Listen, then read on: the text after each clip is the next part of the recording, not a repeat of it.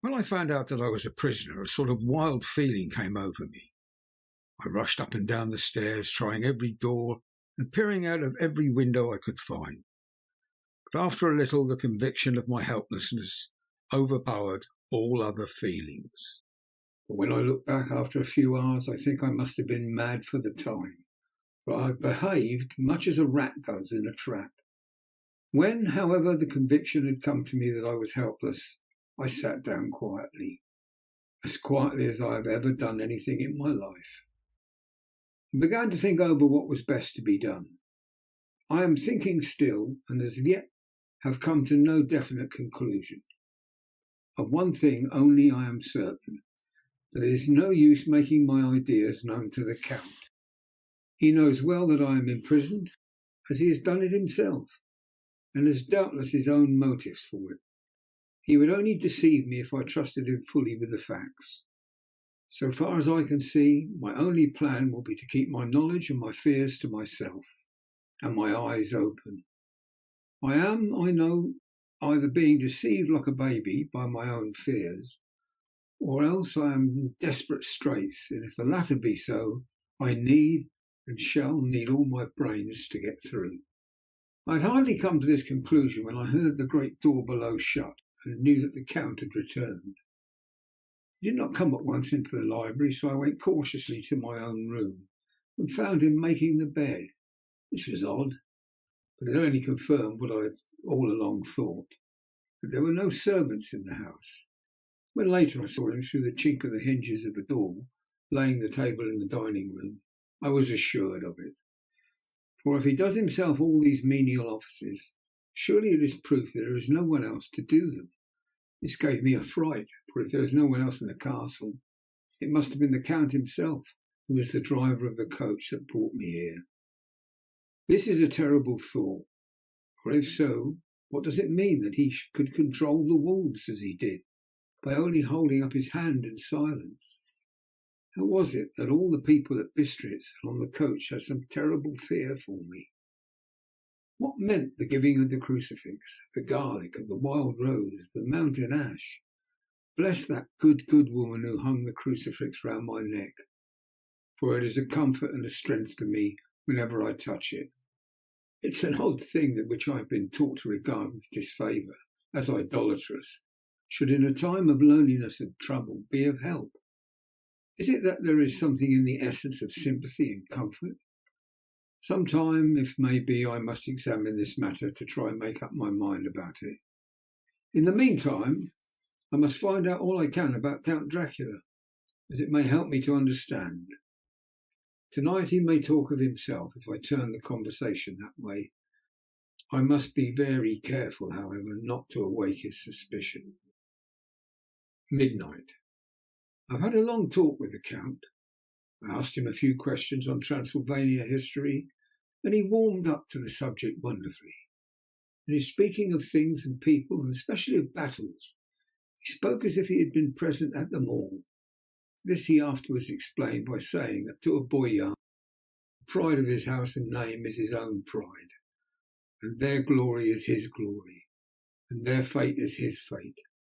Whenever he spoke of his house, he always said we, and spoke almost in the plural, like a king speaking.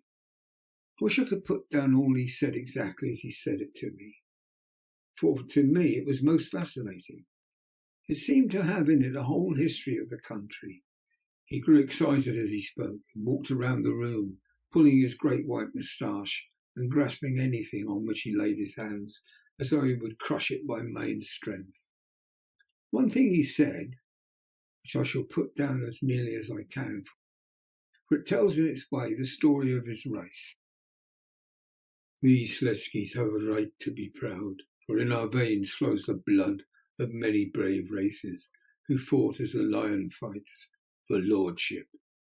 Here in the whirlpool of European races, the Ugric tribe bore down from the Iceland the fighting spirit which Thor and Woden gave them, which their berserkers displayed to such fell intent on the seaboards of Europe, aye, and of Asia and Africa too, till the people thought that the werewolves themselves had come. Here too, when they came, they found the Huns, whose warlike fury had swept the earth like a living flame, till the dying peoples held that in their veins ran the blood of those old witches who, expelled from Scythia, had mated with the devils in the desert. Fools, fools, what devil or what witch was ever so great as Attila, whose blood is in these veins? He held up his arms. Is it a wonder that we were a conquering race, that we were proud when the Magyar, the Lombard, the Avar, the Bulgar, or the Turk poured his thousands on our frontiers, we drove them back? Is it strange that when Arpad and his legions swept through the Hungarian fatherland, he found us here when he reached the frontier, and that the Onfogalaz was completed there? And when the Hungarian flood swept eastward, the Szekelyes were claimed as kindred by the victorious Magyars, and to us for centuries was trusted the guarding of the frontier of Turkeyland. Aye, more than that, endless duty of the frontier guard, for as the Turks say, water sleeps and an enemy is sleepless.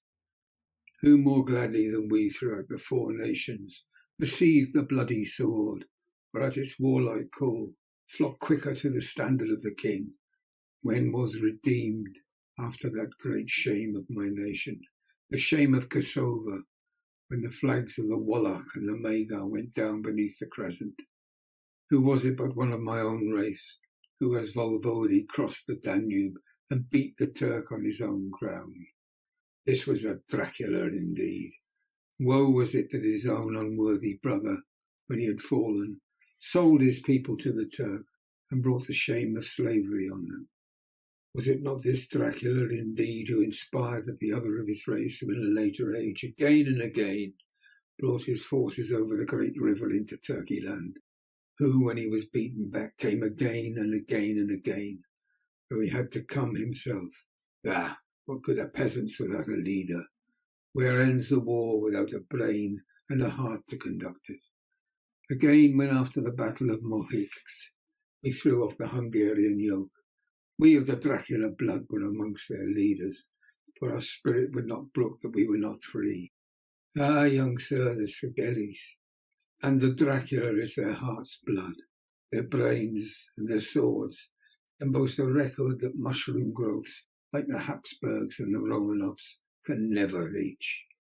The warlike days are over. Blood is too precious a thing in these days of dishonourable peace, and the glories of the great races are in a tale that is told.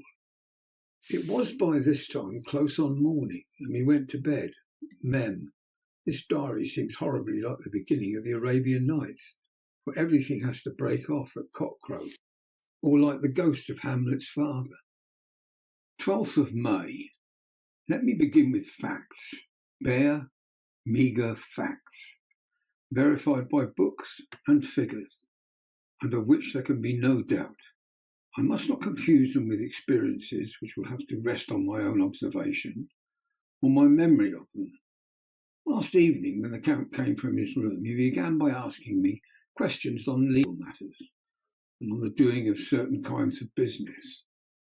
I had spent the day wearily over books, and, simply to keep my mind occupied, went over some of the matters I had been examined in at Lincoln's Inn. There was a certain method in the Count's inquiries, so I shall try to put them down in sequence. The knowledge may somehow or sometime be useful to me. First, he asked if a man in England might have 2 solicitors or more. I told him he might have a dozen if he wished, but that it would not be wise to have more than one solicitor engaged in one transaction, as only one could act at a time, and that the change would be certain to militate against his interest. He seemed thoroughly to understand, and went on to ask if there would be any practical difficulty in having one man to attend, say, to banking, and another to look after shipping, in case local help were needed in a place far from the home of the banking solicitor. I asked him to explain more fully so that I might not by any chance mislead him. So he said, I shall illustrate. Your friend and mine, Mr. Peter Hawkins, and under the shadow of your beautiful cathedral at Exeter, which is far from London, Buys for me through your good self my place at London. Good. Now here let me say frankly, lest you should think it strange that I have sought the services of one so far off from London instead of some one resident there. That my motive was no local interest might be served save my wish only, and that as one of London's residents might perhaps have some purpose of himself or friend to serve. I went thus afield to seek my agent, whose labours should be only to my interest. Now I suppose I, who have much affairs, wish to ship goods, say, to Newcastle, or Durham, or Harwich, or Dover. Might it not be that I could more ease be done by consigning to one in these ports? I answered that certainly it would be most easy, but that we solicitors had a system of agency, one for the other, so that local work could be done locally on instruction from any solicitor, so that the client, simply placing himself in the hands of one man, could have his wishes carried out by him without further trouble. But, said he, I could be at liberty to direct myself. Is it not so? Of course, I replied. It's such often done by men of business who do not like the whole of their affairs to be known by any one person. Good, he said, and then went on to ask about the means of making consignments and the forms to be gone through, and all sorts of difficulties which might arise, but by forethought could be guarded against. I explained all these things to him to the best of my ability, and he certainly left me under the impression that he would have made a wonderful solicitor, for there was nothing that he did not think of or foresee.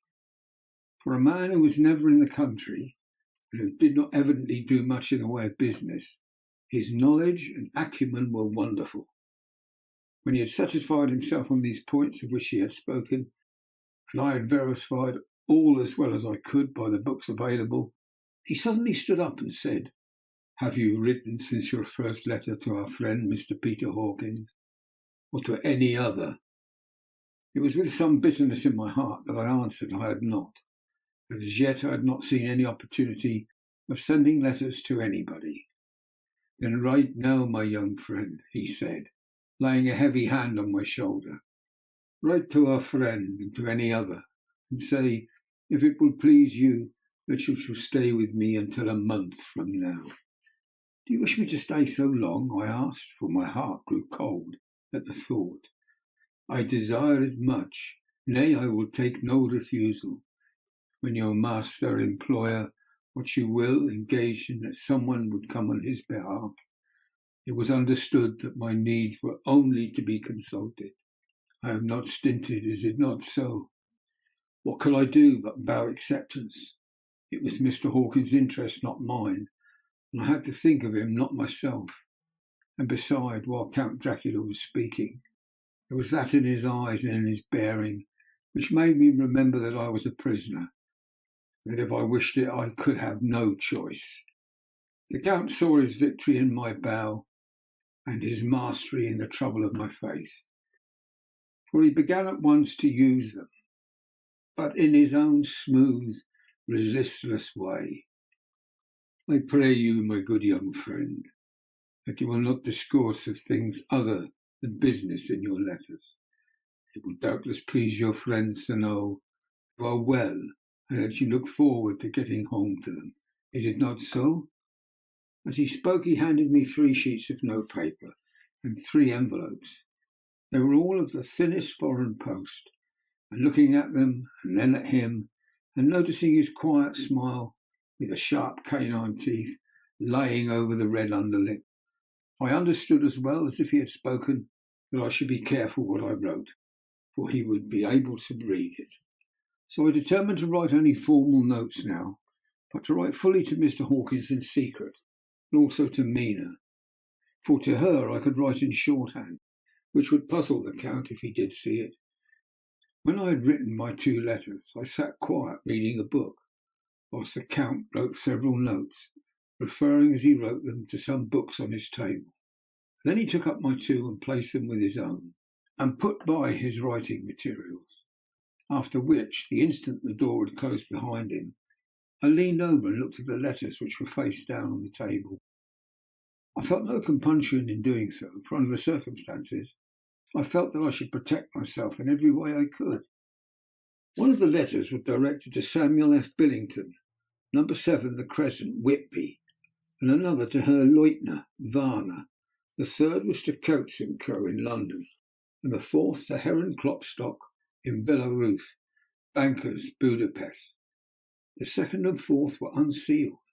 I was just about to look at them when I saw the door handle move.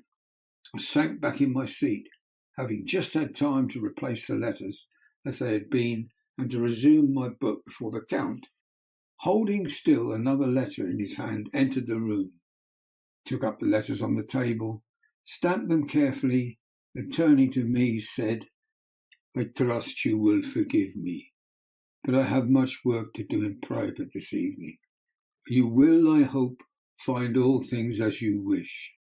At the door he turned after a moment's pause and said, "Let me advise you, my dear young friend, nay, let me warn you with all seriousness, that should you leave these rooms you will not by any chance go to sleep in any other part of the castle.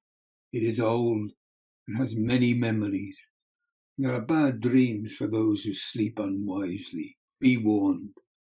Should sleep now, or ever overcome you, or be like to do, then haste to your own chamber, or to these rooms, for your rest will then be safe. But if you be not careful in this respect, then—" He finished his speech in a gruesome way, for he motioned with his hands as if he were washing them. I quite understood. My only doubt was as to whether any dream could be more terrible, the unnatural, horrible net of gloom, mystery which seemed to be closing around me. Later, I endorse the last words written, but this time there is no doubt in question. I shall not fear to sleep in any place where he is not. I have placed the crucifix over the head of my bed. I imagine that my rest is thus freer from dreams, and there it shall remain. When he left me, I went to my room. After a little while, not hearing any sound, I came out and went up the stone stair to where I could look outwards to the south. There was some sense of freedom in the vast expanse, inaccessible though it was to me, and as compared with the narrow darkness of the courtyard, looking out on this, I felt that I was indeed in prison, and I seemed to want a breath of fresh air, though it were of the night. I'm beginning to feel this nocturnal existence tell on me. It is destroying my nerve. I start at my own shadow. I'm full of all sorts of horrible imagining. God knows there is ground for my terrible fear in this accursed place. I look out over the beautiful expanse, bathed in soft yellow moonlight, till it was almost as light as day. In the soft light the distant hills became melted, and the shadows in the valleys and gorges of velvety blackness. The mere beauty seemed to cheer me. There was peace and comfort in every breath I drew. As I leaned from the window, my eye was caught by something moving a story below me, somewhat to my left, where I imagined from the order of the rooms that the windows of the Count's own room would look out. The window at which I stood was tall and deep, stone mullioned, although weather-worn, was still complete. But it was evidently many a day's face had been there. I drew back behind the stonework and looked carefully out. What I saw was the Count's head coming out from the window. I did not see the face, but I knew the man by the neck and the movement of his back and arms. In any case, I could not mistake the hands which I had had so many opportunities of studying. I was at first interested and somewhat amused, for it is wonderful how small a matter will interest and amuse a man when he is a prisoner. But my very feelings changed to repulsion and terror when I saw the whole man slowly emerge from the window and begin to crawl down the castle wall over that dreadful abyss, face down, with his cloak spreading out around him like great wings. At first I could not believe my eyes. I thought it was some trick of the moonlight, some weird effect of shadow. But I kept looking, and it could be no delusion. I saw the fingers and toes grasp the corners of the stones, worn clear of the mortar by the stress of years, and thus using every projection and inequality move downwards with considerable speed, just as a lizard moves along a wall. What manner of man is this, or what manner of creature is in the semblance of man? I feel the dread of this horrible place overpowering me. I am in fear, in awful fear, and there's no escape for me. I am encompassed about with terrors that I dare not think of. 15th of May. Once more I have seen the Count go out in his lizard fashion. He moved downwards in a sidelong way some 100 feet down, and a good deal to the left. He vanished into some hole or window. When his head had disappeared, I leaned out to try and see more, but without avail. The distance was too great to allow a proper angle of sight. I knew he had left the castle now, and thought to use the opportunity to explore more than I had dared to do as yet. I went back to the room and, taking a lamp, tried all the doors. They were all locked, as I had expected, and the locks were comparatively new. But I went down the stone stairs to the hall where I had entered originally. I found I could pull back the bolts easily and unhook the great chains, but the door was locked and the key was gone. That must be the key in the Count's room. I must watch should his door be unlocked so that I might get it and escape. I went on to make a thorough examination of the various stairs and passages, and to try the doors that opened from them. One or two small rooms near the hall were open, but there was nothing to see in them except old furniture, dusty with age and moth-eaten. At last, however, I found one door at the top of the stairway, which, though it seemed to be locked, gave a little under pressure. I tried it harder, and found that it was not really locked, but that the resistance came from the fact that the hinges had fallen somewhat, and the heavy door rested on the floor. Here was an opportunity which I might not have again, so I exerted myself, and with many efforts forced it back so that I could enter. I was now in a wing of the castle further to the right than the rooms I knew, and a story lower down. From the windows I could see that the suites of rooms laying along to the south of the castle, the windows of the end room looking out both west and south. On the latter side, as well as to the former, there was a great precipice. The castle was built on the corner of a great rock, so that on three sides it was quite impregnable, and great windows were placed here where sling or bow or culverin could not reach, and consequently light and comfort, impossible to a position which had to be guarded, were secured.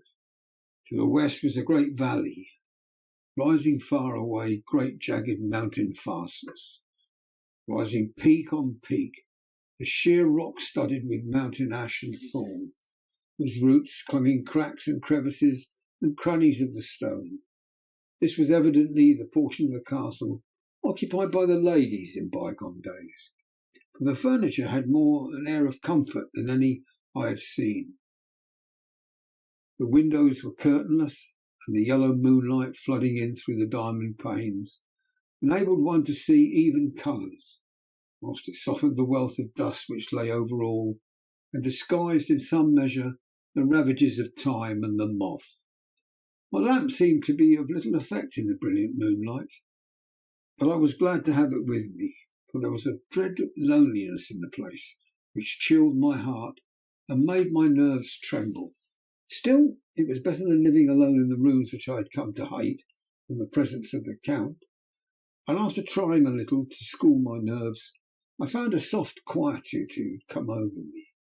Here I am, sitting at a little oak table, where in old times possibly some fair lady sat to pen, with much thought and many blushes, her ill-spelt love letter, and writing in my diary in shorthand all that has happened since I closed it last. It is 19th century up to date with a vengeance, and yet, unless my senses deceive me, the old centuries had and have powers of their own, which mere modernity cannot kill. Later, the morning of the 16th of May, God preserve my sanity, for to this I am reduced. Safety and the assurance of safety are things of the past. Whilst I live on here, there is one thing to hope for, that I may not go mad, if indeed I be not mad already. If I be sane, then surely it is maddening to think of that all the foul things that lurk in this hateful place. The Count is the least dreadful to me, that to him alone I can look for safety, even though this be only whilst I can serve his purpose. Great God, merciful God, let me be calm, for out of that way lies madness indeed. I begin to get new lights on certain things which have puzzled me. Up to now I never quite knew what Shakespeare meant when he made Hamlet say, "My tablets, quick, my tablets, 'tis meet that I put it down," etc. For now, feeling as though my own brain were unhinged, or as if the shock had come which must end its undoing, I turned to my diary for repose. The habit of entering accurately must help to soothe me. The Count's mysterious warning frightened me at the time. It frightens me more now when I think of it, for in the future he has a fearful hold upon me. I shall fear, no doubt, what he may say. When I had written in my diary and fortunately replaced the book and pen in my pocket, I felt sleepy. The Count's warning came into my mind, but I took a pleasure in disobeying it. The sense of sleep was upon me, and with it the obstinacy which sleep brings as an outrider. The soft moonlight soothed, and the wide expanse without gave a sense of freedom, which refreshed me. I determined not to turn tonight to the gloom-haunted rooms, but to sleep here, whereof ladies had sat and sung and lived sweet lives, whilst their gentle breasts were sad for their menfolk, away in the midst of remorseless wars. I drew a great couch out of its place near the corner, so that as I lay I could look at the lovely view to the east and south, and unthinking of and uncaring for the dust, composed myself for sleep. Suppose I must have fallen asleep, I hope so, but I fear, for all that followed was startlingly real, so real that now sitting here in the broad full sunlight of the morning, I cannot in the least believe that it was all sleep. I was not alone. The room was the same, unchanged in any way since I came into it. I could see along the floor in the brilliant moonlight my own footsteps, marked where I had disturbed the long accumulation of dust. In the moonlight opposite me were three young women, ladies by their dress and manner. I thought at the time that I must be dreaming when I saw them, for, though the moonlight was behind them, they threw no shadow on the floor. They came close to me and looked at me for some time, and then whispered together. Two were dark, and had high aquiline noses like the Count, great dark piercing eyes that seemed to be almost red when contrasted with the pale yellow moon. The other was fair as can be, with great wavy masses of golden hair, and eyes like pale sapphires. I seemed somehow to know her face, and to know it in connection with some dreamy fear. I could not recollect at the moment how or where. All three had brilliant white teeth that shone like pearls against the ruby of their voluptuous lips. There was something about them that made me uneasy, some longing and at the same time some deadly fear. I felt in my heart a wicked burning desire that they would kiss me with those red lips. It is not good to note this down, lest some day it should meet Mina's eyes and cause her pain, but it is the truth. They whispered together, and then they all three laughed. Such a silvery musical laugh, but as hard as though the sound never could have come through the softness of human lips. It was like the intolerable tingling of sweetness of water glasses when played on by a cunning hand. The fair girl shook her head coquettishly, and the other two urged her on. One said, "Go on, you are first, and we shall follow. Yours is the right to begin." The other added, "He is young and strong. There are kisses for us all." I lay quiet, looking out under my eyelashes in an agony of delightful anticipation. The fair girl advanced and bent over me till I could feel the movement of her breath.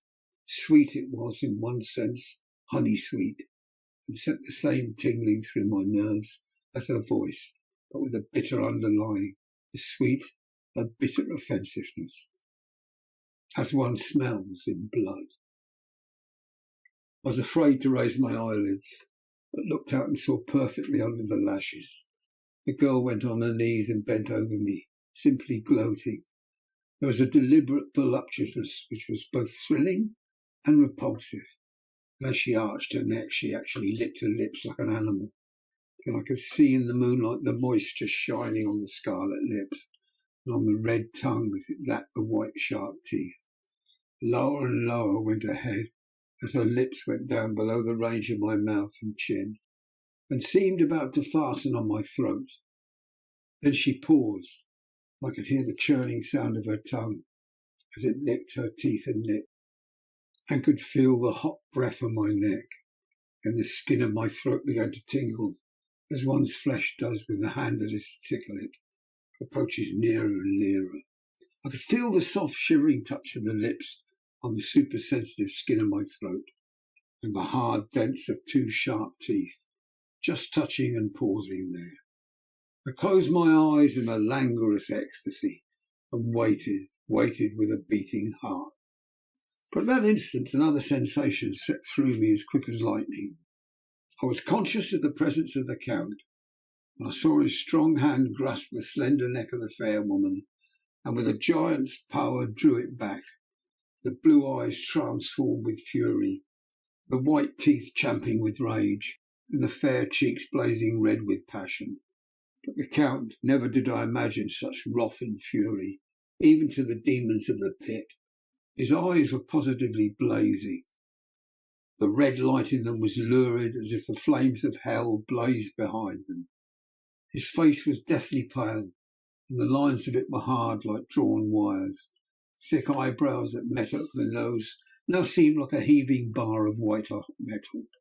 With a fierce sweep of his arm, he hurled the woman from him, then motioned to the others as though he were beating them back. It was the same imperious gesture that I had seen used to the wolves. In a voice which, though low and almost in a whisper, seemed to cut through the air and ring round the room, he said, "How dare you touch him, any of you? How dare you cast your eyes on him, when I had forbidden it? Back, I tell you all. This man belongs to me. Beware how you meddle with him, or you'll have to deal with me." The fair girl, with a laugh of rival coquetry, turned to answer him. "You yourself never loved, you never loved." On this the other women joined, and such mirthless, hard, soulless laughter rang through the room it almost made me faint to hear. It seemed like the pleasure of fiends. Then the Count turned, after looking at my face attentively, and said in a soft whisper, "Yes, too, I can love. You yourselves can tell it from the past. Is it not so? Well, now I promise you that when I am done with him, you shall kiss him at your will.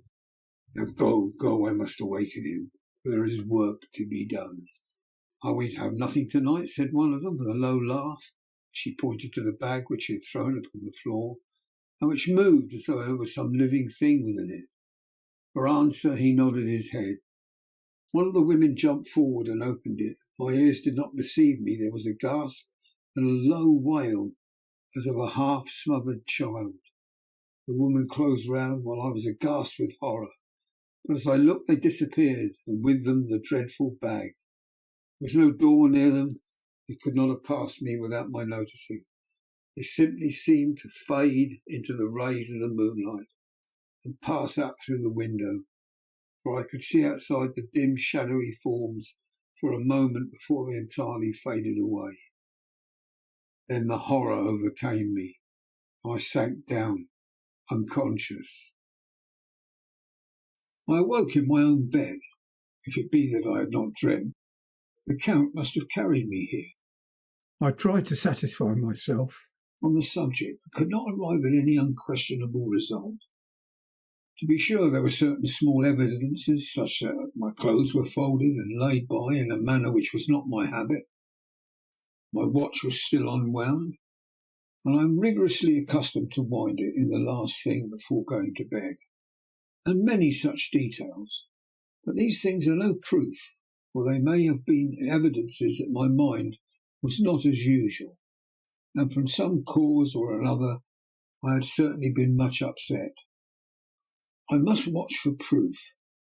Of one thing I am glad, it was that the Count carried me here and undressed me. He must have been hurried in his task, for my pockets are intact. I am sure this diary would have been a mystery to him, which he would not have brooked. He would have taken or destroyed it. As I look around this room, although it has been to me so full of fear, it is now a sort of sanctuary where nothing can be more dreadful than those awful women who are, waiting to suck my blood. 18th of May. I've been down to look at that room again in daylight, for I must know the truth. When I got to the doorway at the top of the stairs, I found it closed. It had been so forcibly driven against the jamb that part of the woodwork was splintered. I could see that the bolt of the lock had not been shot, but the door was fastened from the inside. I fear it was no dream, and I must act on this surmise. 19th of May. I am surely in the toils. Last night the Count asked me in the suavest tones to write 3 letters, one saying that my work here was nearly done, and that I should start for home within a few days, another that I was starting on the next morning from the time of the letter, and the third that I had left the castle and arrived at Bistritz. I would fain have rebelled, but felt that in the present state of things it would be madness to quarrel openly with the Count whilst I am so absolutely in his power, and to refuse would be to excite his suspicion and to arouse his anger. He knows that I know too much, and that I must not live, lest I be dangerous to him. My only chance is to prolong my opportunities. Something may occur which will give me a chance to escape. I saw in his eyes something of that gathering wrath which was manifest when he hurled that fair woman from him. He explained to me that the posts were few and uncertain, and that my writing now will ensure ease of mind to my friends, and he assured me with so much impressiveness that he would countermand the later letters, which would be held over at Bistritz until due time in case chance would admit of my prolonging my stay, that to oppose him would have been to create a new suspicion. I therefore pretended to fall in with his views, and asked him what dates I should put on the letters. He calculated a minute, and then said, "The first should be the 12th of June, the second June the 19th, and the third June the 29th. I now know the span of my life. God help me." 28th of May. There is a chance of escape, or at any word being able to send word home. A band of Cingani have come to the castle and are encamped in the courtyard. These Cingani are gypsies. I have notes of them in my book. They are peculiar to this part of the world, though allied to the ordinary gypsies all the world over. There are thousands of them in Hungary and Transylvania, who are almost outside the law. They attach themselves as a rule to some great noble or boyar, and call themselves by his name. They are fearless and without religion, save superstition, and they talk only their own varieties of the Romany tongue. I shall write some letters home, and shall try to get them to have them posted. I have already spoken to them through my window to begin acquaintanceship. They took their hats off and made obeisance and many signs, which, however, I could not understand any more than I could their spoken language. I have written the letters. Nina's is in shorthand, and I simply asked Mr. Hawkins to communicate with her. To her I have explained my situation, but without the horrors which I may only surmise. It would shock and frighten her to death were I to expose my heart to her. Should the letters not carry, then the Count shall not yet know my secret or the extent of my knowledge. I have given the letters. I threw them through the bars of my window with a gold piece, and made what signs I could to have them posted. The man who took them pressed them to his heart and bowed, and then put them in his cap. I could do no more. I stole back to the study and began to read. As the Count did not come in, I have written here. The Count has come. He sat down beside me and said in his smoothest voice, as he opened 2 letters, "The Cingani have given me these, of which, though I know not whence they come, I shall, of course, take care. See, he must have looked at it. One is from you and to my friend, Peter Hawkins. The other. Here he caught sight of the strange symbols as he opened the envelope, and the dark look came into his face, and his eyes blazed wickedly. The other is a vile thing, an outrage upon friendship and hospitality. It is not signed. Well, so it cannot matter to us. And he calmly held the letter and envelope in the flame of the lamp until they were consumed. Then he went on. The letter to Hawkins, that I shall of course send on, since it is yours. Your letters are sacred to me. Your pardon, my friend, and unknowingly I did break the seal. Will you not cover it again? He held out the letter to me. With a courteous bow, handed me the green envelope. I could only redirect it and hand it to him in silence. When he went out of the room, I could hear the key turning softly. A minute later, I went over and tried it, and the door was locked. When an hour or two after, the Count came quietly into the room. His coming awakened me, for I had gone to sleep on the sofa. He was very courteous and very cheery in his manner, and seeing that I had been sleeping, he said, "So, my friend, you are tired. Get to bed. There is the surest rest. I may not have the pleasure to talk tonight, since there are many labours to me. But you will sleep, I pray." I passed into my room and went to bed, and, strange to say, slept without dreaming. Despair has its own calms. 31st of May.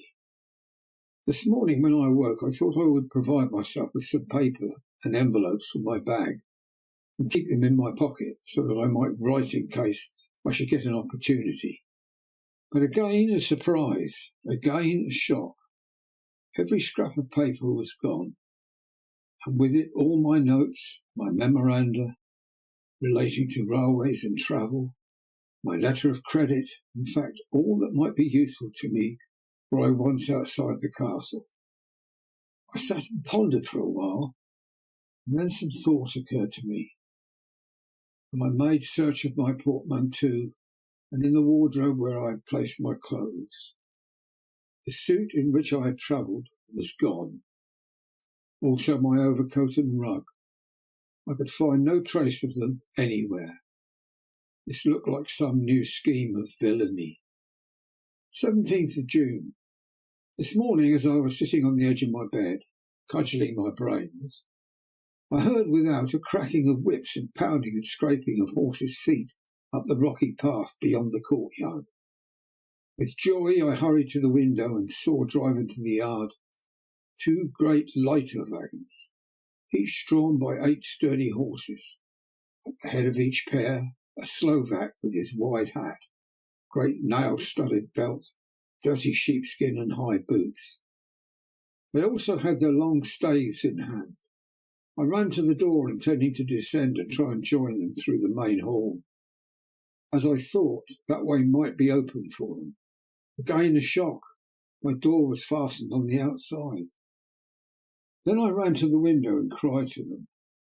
They looked up at me stupidly and pointed, but just then the hetman, or the Sagani, came out, and seeing them pointing to my window, said something at which they laughed.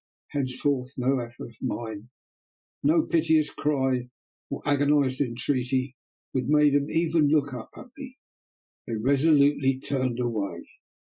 The lighter wagons contained great square boxes with handles and thick rope. These were evidently empty by the ease with which the Slovaks handled them, and by their resonance as they were roughly moved. When they were all unloaded and packed in a great heap in one corner of the yard, the Slovaks were given some money by the Zagazni, and spitting on it for luck, lazily went to each horse's head. Shortly afterwards I heard the cracking of their whips die away in the distance. 24th of June, before morning. Last night the Count left me early and locked himself into his own room. As soon as I dared, I darted up the winding stair and looked out of the window which opened south. I thought I would watch for the Count, for there was something going on. Sagani are quartered somewhere in the castle and doing work of some kind. I know it, for now and then I hear a far-away muffled sound, as of mattock and spade, and whatever it is, it must be the end of some ruthless villainy. I'd been at the window somewhat less than half an hour when I saw something coming out of the Count's window. I drew back and watched carefully, and saw the whole man emerge. It was a new shock to me to find out he had on the suit of clothes which I had worn whilst travelling here, and slung over his shoulder the terrible bag which I had seen the women take away.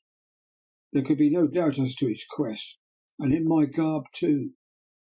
This then is his new scheme of evil, that he will allow others to see me as they think, so that he may both leave evidence that I have been seen in the towns or villages posting my own letters, and that any wickedness which he do shall by the local people be attributed to me.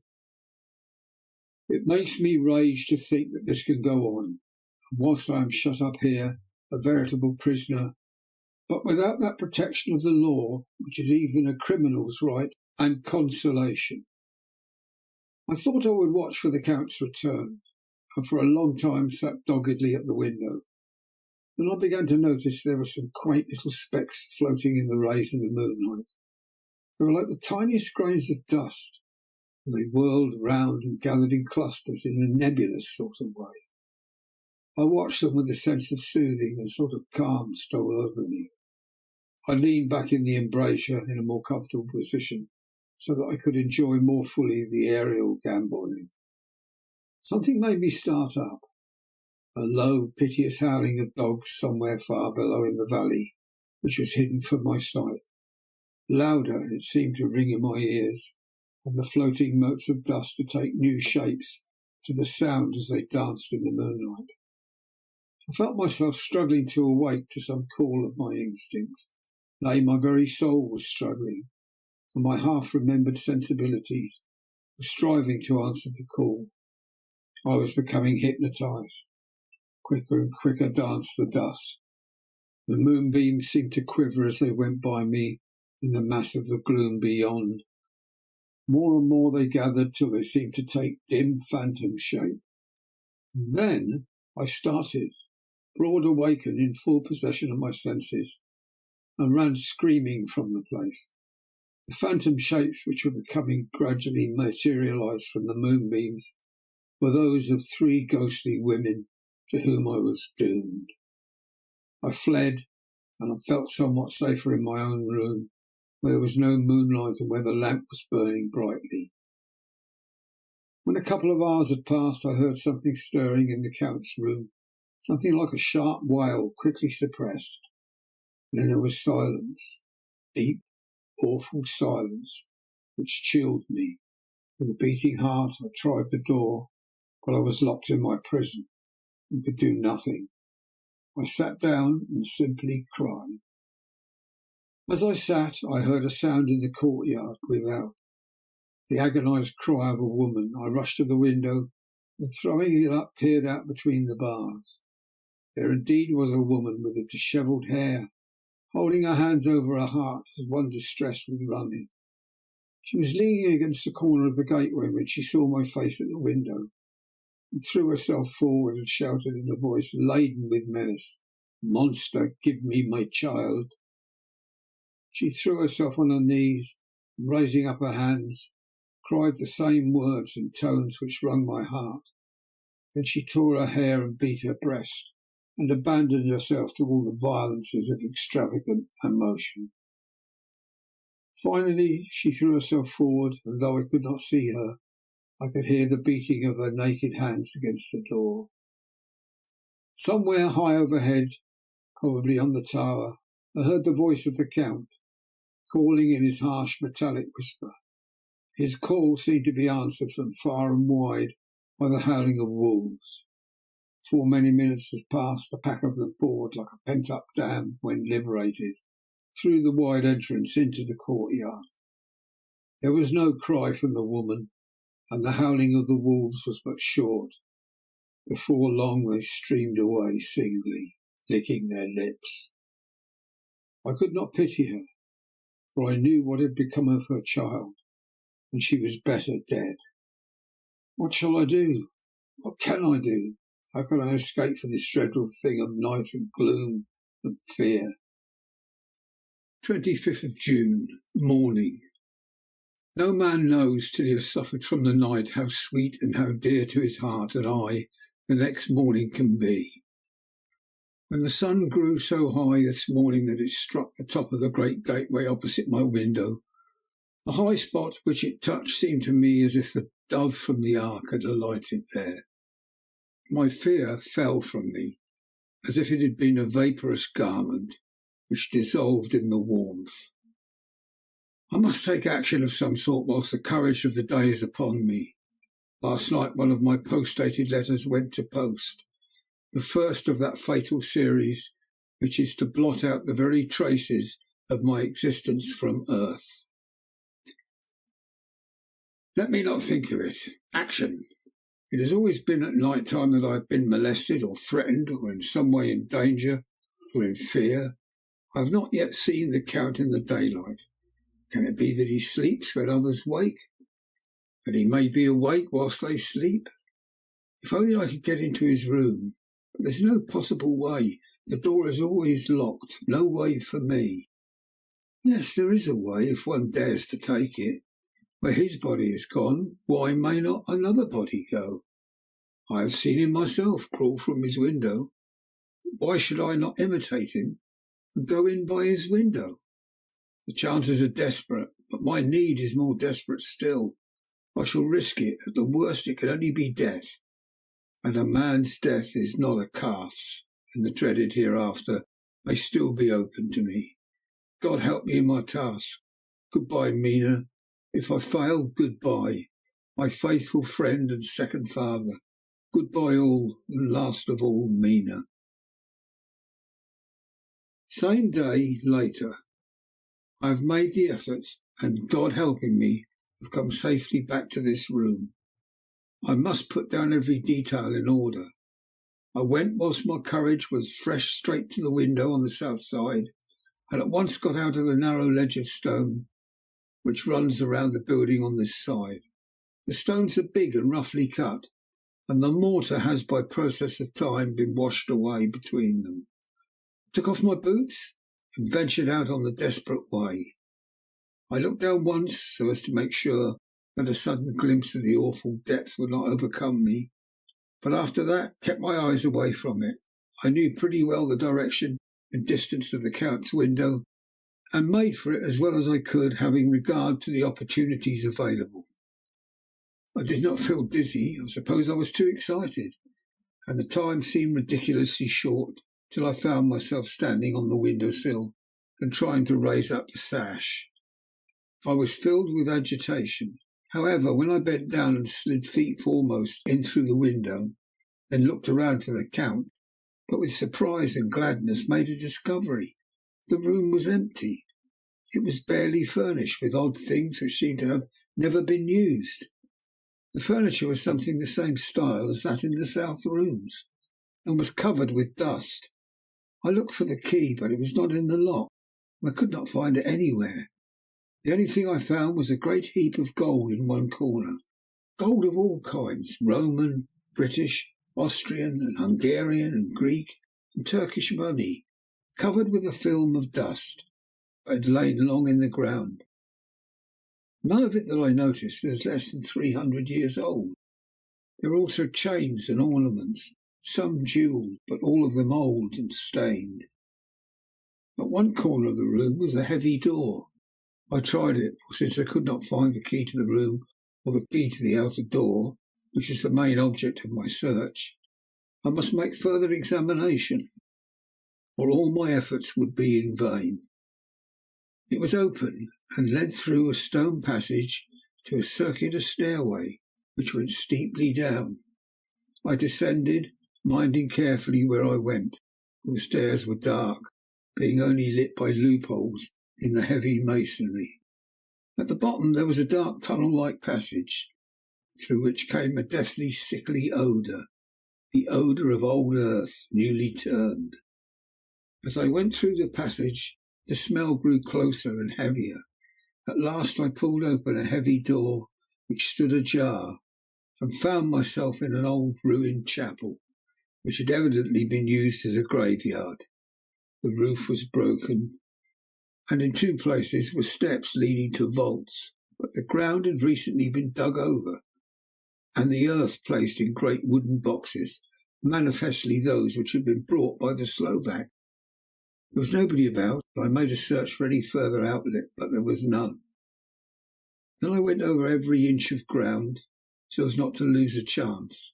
I went down even into the vaults where the dim light struggled, although to do so was a dread to my very soul. Into two of these I went, but I saw nothing except fragments of old coffins and piles of dust. In the third, however, I made a discovery. There, in one of the great boxes, of which there were 50 in all, on a pile of newly dug earth, lay the Count. He was either dead or asleep. I could not say which, for his eyes were open and stony, but without the glassiness of death, and the cheeks had warmth of life through all their pallor. The lips were as red as ever, but there was no sign of movement, no pulse, no breath, no beating of the heart. I bent over him and tried to find any sign of life, but in vain. He could not have lain there long, for the earthy smell would have passed away in a few hours. By the side of the box was its cover, pierced with holes here and there. I thought he might have the keys on him, but when I went to search I saw the dead eyes, and in them, dead though they were, such a look of hate, though unconscious of me or my presence, that I fled from the place, and leaving the Count's room by the window, crawled up again the castle wall. Regaining my room, I threw myself panting upon the bed and tried to think. 29th of June. Today is the date of my last letter, and the Count has taken steps to prove that it was genuine. For again I saw him leave the castle by the same window, and in my clothes. As he went down the wall, lizard fashion, I wished I had a gun or some lethal weapon I might destroy him. But I fear that no weapon wrought alone by man's hand would have any effect on him. I dared not wait to see him return, for I feared to see those weird sisters. I came back to the library and read there till I fell asleep. I was awakened by the Count, who looked at me grimly as a man could look, as he said, "Tomorrow, my friend, we must part. You return to your beautiful England, I to some work which may have such an end that we may never meet. Your letter home has been dispatched. Tomorrow I shall not be here, but all shall be ready for your journey. In the morning come the Cigani, who have some labours of their own here, and also come some Slovaks. When they have gone, my carriage shall come for you, and shall bear you to the Borgo Pass to meet the diligence from Bukovina to Bistritz. I am in hopes that I shall see more of you at Castle Dracula." I suspected him and determined to test his sincerity. Sincerity, it seems, is like a profanation of the word to write it in connection with such a monster. So I asked him point blank, "Why may I not go tonight?" "Because, dear sir, my coachman and horses are away on a mission." "But I would walk with pleasure. I want to get away at once."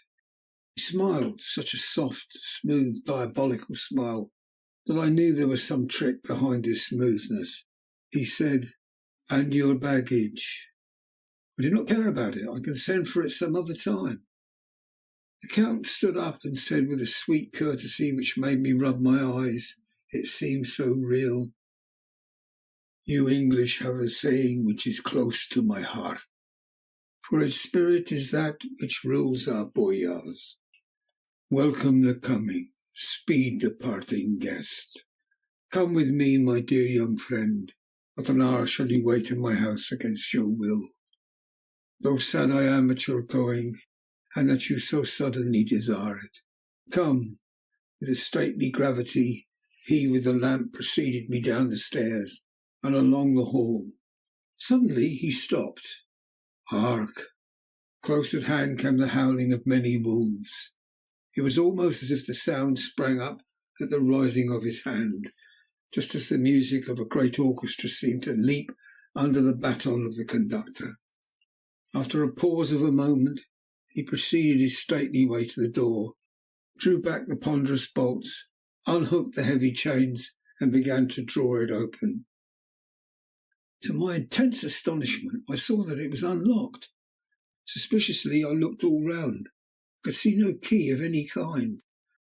As the door began to open, the howling of the wolves without grew louder and angrier.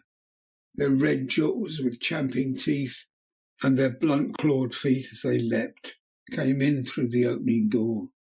And I knew then that to struggle at that moment against the Count was useless. With such allies as these at his command, I could do nothing. But still the door continued slowly to open, and only the Count's body stood in the gap. Suddenly it struck me this might be the moment and means of my doom. I was to be given to the wolves, and at my own instigation. There was a diabolical wickedness in the idea, great enough for the Count, and as a last chance I cried out, "Shut the door, I shall wait till morning," covered my face with my hands to hide my tears of bitter disappointment.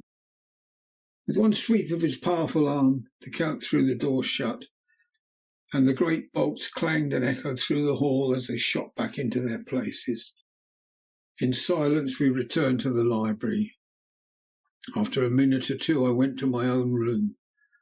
The last I saw of Count Dracula was his kissing his hand to me with a red light of triumph in his eyes, and with a smile that Judas in hell might be proud of. When I was in my room and about to lie down, I thought I heard a whispering at my door. I went to it softly and listened. Unless my ears deceived me, I heard the voice of the Count. "Back, back to your own place. Your time is not yet come. Wait, have patience. Tonight is mine. Tomorrow night is yours." There was a low, sweet ripple of laughter, and in a rage I threw open the door and saw without the three terrible women licking their lips. As I appeared, they all joined in a horrible laugh and ran away. I came back to my room, threw myself on my knees. It is then so near the end. Tomorrow, tomorrow, Lord help me, and those to whom I am dear. 30th of June, morning. These may be the last words I ever write in this diary. I slept till just before the dawn, and when I woke threw myself on my knees, for I determined that if death came, he should find me ready. At last I felt that subtle change in the air, and knew that morning had come.